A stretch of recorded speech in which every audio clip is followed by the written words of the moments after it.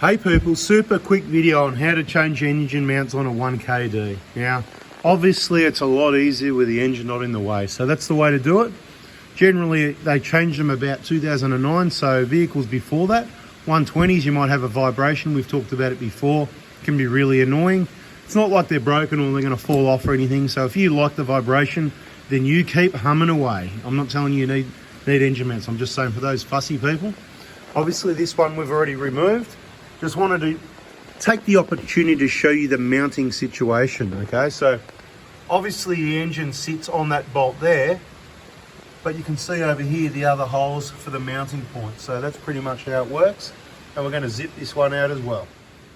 Now obviously if you've got to do it with the engine in the way, there's a whole heap of components in the way, and it's a very difficult job. So you're better off paying someone top dollar that knows what they're doing, and bada bing, the job will be done. But like I said, if you're doing your turbo, good opportunity to do the turbo side, or if you've got an engine out, good opportunity to do both. Do you mind just flipping that upside down, mate, just so people can get familiar with what it looks like? You've got to disconnect the vacuum, obviously, but there's 2 bolts mounting to that plate. Pretty straightforward. The hard part is getting it out, and you're going to need an engine crane or something to lift up the engine at the top. So this is obviously the easy version. It's really handy if you've got an assistant to do the job for you, because it's a real PITA usually when the engine's in the vehicle. So with the engine out, nice and easy. Look at those beautiful new things for a nice, smooth, comfortable cack-a-doo. Cack-a-doodle-doo. That's it. Don't drop the nuts and bolts, people, or you'll be going looking for it. Anyway, that's about it as far as they mount at the bottom. You can see the engine sits on top, but if the engine's in the way, then you're going to need to unbolt those brackets off the engine and stuff like that, which is why you need an engine crane or engine support of some sort. So while we got the engine out, I thought I'd show you. So obviously the engine mount, this is the bolt that goes through the hole there, and this is the bracket that gets mounted to the block, and you can see there's 2 bolts each side. All right, and the vacuum lines come down the middle. This is your vacuum. Don't forget, unplug, plug that in. We'll have a look at the other side for you. This is obviously the oil filter side, if you like. Now, around on the driver's side, more or less the same bolts.